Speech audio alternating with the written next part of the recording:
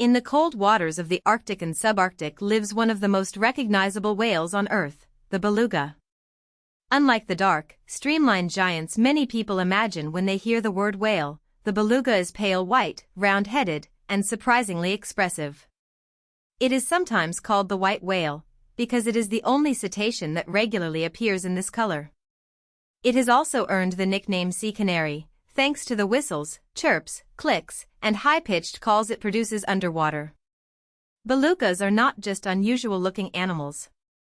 They are specialists, shaped by ice, darkness, seasonal migration, and social life. Their bodies, voices, and behavior all tell the story of a whale built for a frozen world. The beluga whale belongs to a small and distinctive branch of the cetacean family tree. Its scientific name is Delphinapterus lucas, and it is one of only 2 living members of the family Monodontidae. The other is the narwhal, famous for its long spiral tusk.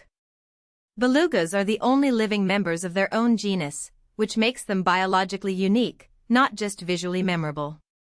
In size, a beluga sits between a dolphin and some larger beaked whales. Adult males can reach about 5.5 meters, or 18 feet, and weigh as much as 1,600 kilograms. Their bodies are stocky rather than sleek, with a thick layer of blubber that acts as insulation in near-freezing water. One of the beluga's most important adaptations is what it does not have, a dorsal fin. Most whales and dolphins have a fin on their back, but a tall fin would be a problem under sea ice.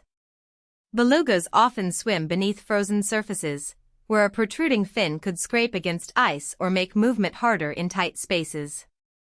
Instead, they have a low dorsal ridge, which helps them glide more easily under frozen sheets. Their white color is another Arctic advantage. In icy water, pale skin can help them blend into their environment, especially among broken ice and snow-bright surfaces. The beluga's appearance may look gentle and almost cartoonish, but every part of it reflects survival in a demanding habitat. The rounded bulge on a beluga's forehead is called the melon, and it is one of the animal's most fascinating features. The melon is an echolocation organ, made of fatty tissue that helps focus sound waves.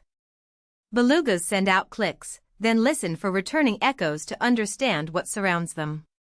This is essential in Arctic waters, where visibility can be poor and sea ice may block direct routes to the surface. What makes the beluga's melon especially striking is that it is large and deformable. The whale can subtly change its shape, which may help control the direction and character of sound. In a world where sight is often limited, sound becomes a map, a tool, and a lifeline. Belugas are famous for sound, and their nickname sea canary is well-deserved. They produce a wide range of vocalizations, including whistles, squeals, chirps, clicks, and pulsed calls. These sounds are used for navigation, foraging, and social communication. In murky or ice-covered water, a beluga's voice may be more important than its eyes. Its hearing is highly developed, allowing it to detect echoes, locate prey, and stay connected with other members of its group. Communication matters because belugas are social animals. Their calls are not random background noise. They are part of a complex acoustic world where individuals coordinate movement, maintain contact, and respond to changing conditions around them. Belugas usually live in groups, and these groups average around 10 animals. But their social lives change dramatically with the seasons. In summer, when sea ice melts and access opens to shallow coastal zones and river estuaries, belugas can gather in the hundreds or even thousands. These summer gatherings are important for feeding, social interaction, and possibly molting, because warmer shallow waters may help them shed and renew their skin. A beluga group is not just a loose crowd.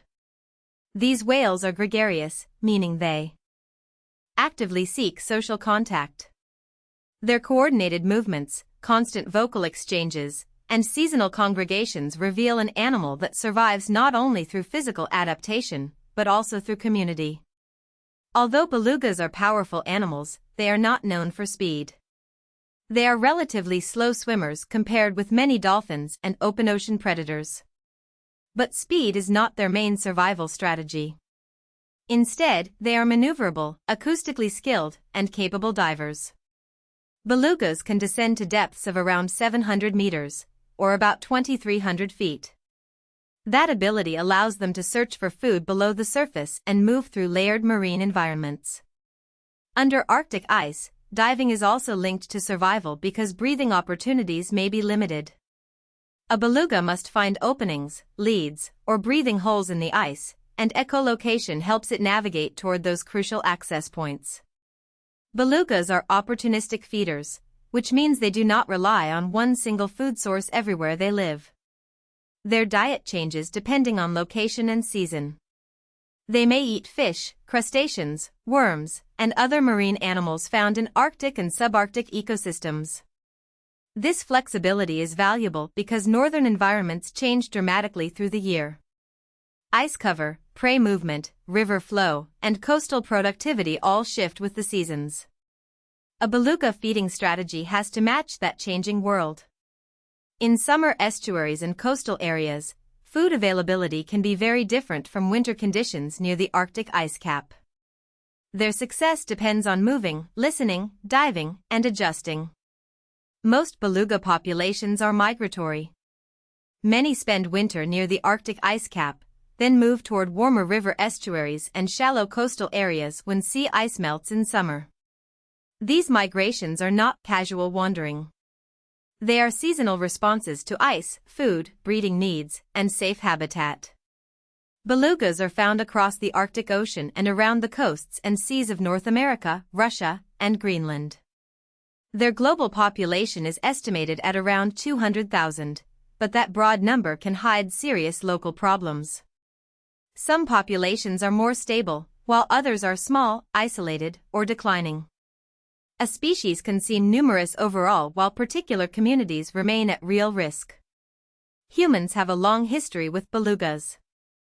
Indigenous peoples in North America and Russia have hunted them for centuries, using them for food and materials in northern regions where survival has always depended on local resources.